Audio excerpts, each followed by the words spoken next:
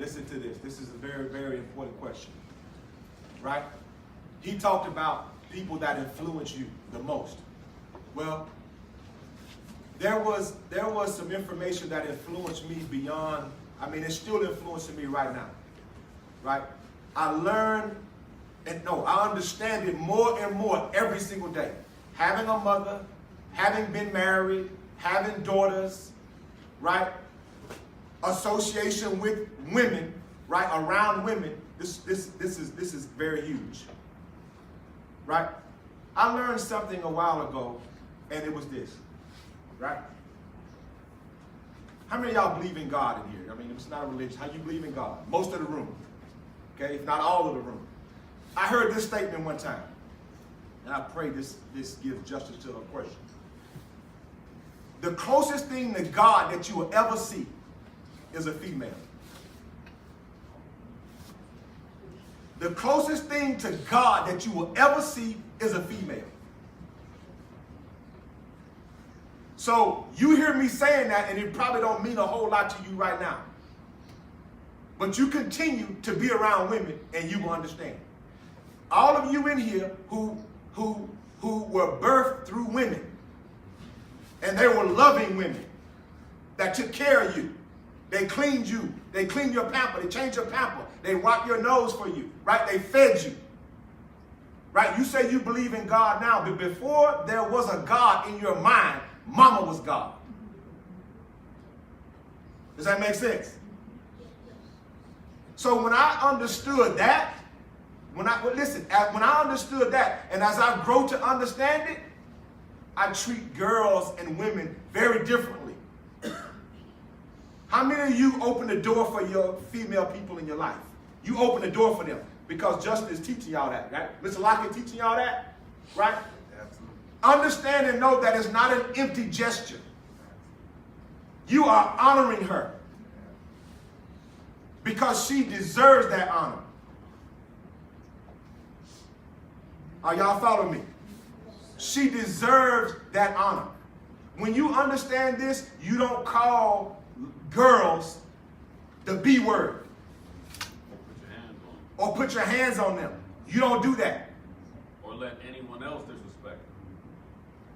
Listen, if you want to get in trouble in this world, and stay in trouble, you disrespect women. You disrespect girls. And your mind and your heart will stay messed up. Are y'all getting this? If you don't get it, ask me a question afterwards. You may not understand it to the depth that I'm talking right now, but I'm telling you, you respect girls, women. You respect them and you honor them. Okay? So I'm going to piggyback off something he said. Yeah, okay, he said respect your women, and that's absolutely 100% correct. But young ladies, when rappers are up here singing songs, calling you everything but your name, and you out on the floor, bouncing it up and down, twerking it, or whatever you want to call it that you're doing, stop doing that because you letting him disrespect you and he don't even know you. Did you think about that? He disrespecting you and don't even know your name. Because you're giving him that power to do that. If you hear that, don't you engage in those type of songs. Because if you only gonna answer to what you think you are. And if you're allowing him to call you that, and you don't know him and he don't know you, then surely you're gonna let someone you think you love call you that, right? You want to dress how you want to be addressed. So if you got it all out on social media, and if you go out and you showing it, what you think that perception of you is going to be, young lady. So again, dress how you want to be addressed. And I'm going to ask you a question. You deal with domestic situations all the time, right? Yes, sir. 9 times out of 10, who usually gets a short end of the stick? The guy. It's just what it is, because men are naturally stronger. Even if you are not trying to hit her, if you grab her like that, and we can see that when we get there, that's enough for you to go to jail. And I'm gonna ask you a question. You've been in prison, right? Yes. What happens to guys when the people in the yard yard find out that they put their hands on women. Right. Yeah, it's not a good thing. It's not a good thing at all. You know, because we have mostly young men in here, right? We have adult females in here, right? We don't have little girls in here, so to speak, do we? I mean, we don't. It's mostly young boys and men in here, right? So I'm speaking what's relevant to you right now. The question she asked me about was about respect for women, right? And sometimes you may think in your mind when you hear people talk like this, because you're here again, because the world is being forced to respect women. Okay? You may hear people say, well, women can do this and do that. Girls can do this, do that. Yes, they can. Talk about influence. I heard somebody say this one time, and this person has more influence over me than anything. Okay? He said this. For those of us that want to make excuses for why we treat women the way we do, right? Or want to point the finger at the woman instead of pointing the finger back at us as men. He said this: where you find a no good woman, a no good man made her that way. That's it. That's true.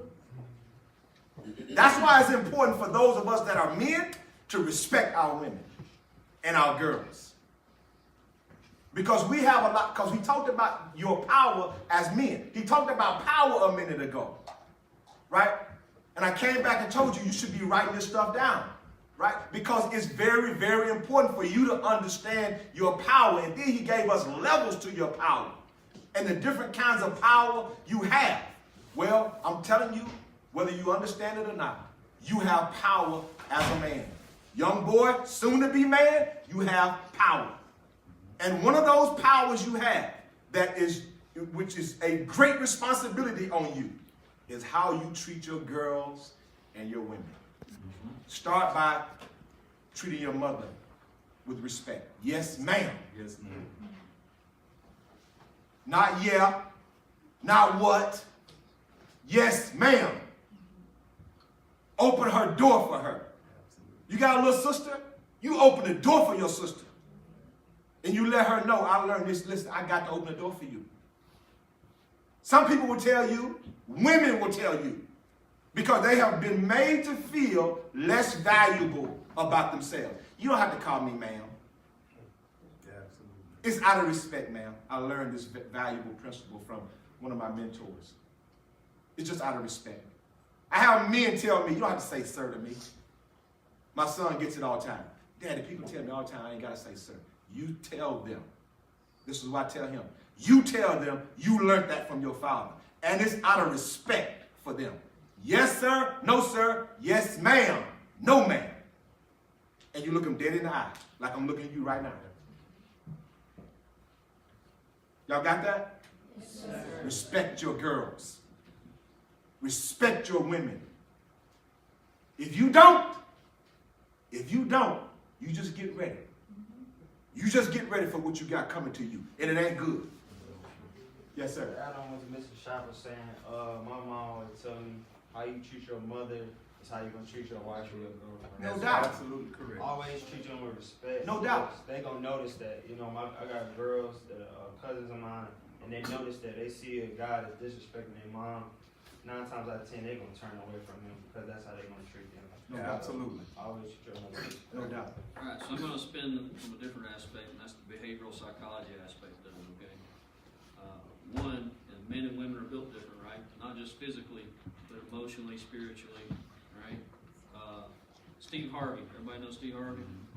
He has an awesome show. I watched a little YouTube clip of him the other day talking about this girl going there, like, hey, you know, I thought I was in love with this guy, and we were going to get married, and then he left me. I want to know if you have any perspective on it. He said, yeah, how old are you? She said, I'm 23. And he said, well, I'm going to tell you why, because y'all in 2 different parts of your life. He said, you at the physical age of, hey, I'm young, I'm beautiful, I want to have kids while I'm young and beautiful, right? The guy, 23 years old, he still hadn't got a good job yet. He probably just graduated college. He's probably just making, whatever. He's not making the money that he thinks he should be making at that point, right? So you've already started building the anxiety in that man when you start saying, hey, you're 23 years old, we need to get married. Right? You guys are in a different society. The women are taking a more of a, what would you call it, a dominant role, I guess you would say, in the relationship.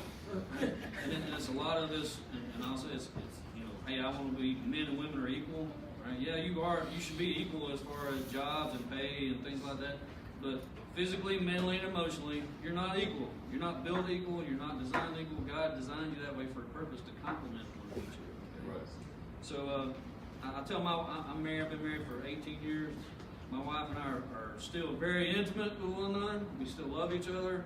You know, we hold hands in public. I open the door for her. All right. I was never going to get married. I was never going to have kids. You tracking what I'm saying?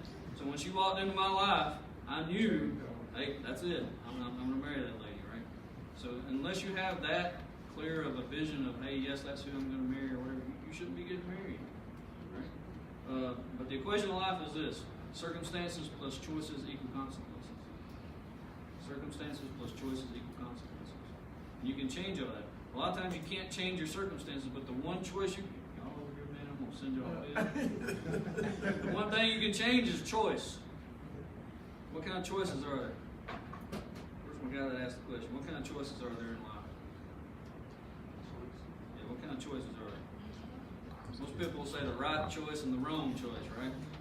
I'm gonna tell you they're lying to you. There's three choices. There's those that destroy you, those that transform you, and those that define you. Tracking what I'm saying? There's a lot of choices I've made in my life that were wrong choices, but I use that choice instead of letting it destroy me, I let it transform me. Okay, so remember that. All right? And then you also want to find a wife that compliments you. We talked about that earlier. Not just going to find a woman that's just going to say, yes, yes, baby, yes, baby, yes, baby. You want somebody that's different from you, that can debate with you in life, and that's going to tell you, my wife and I can probably count on one hand the time we had arguments where, one of us had to leave the room. We debate on a regular basis, but it's a friendly debate, especially about finances. I come in and bought all kind of crazy rental properties. And, you see on Fixer Upper and stuff where people like, you just need to bulldoze that down. My wife was like, you have lost your mind. Right? But she's kind of like my sounding wall. I bounce things off of her, and if it makes sense, fine. But you two have got to be in tune with one another, physically, emotionally, spiritually. Especially spiritually and emotionally.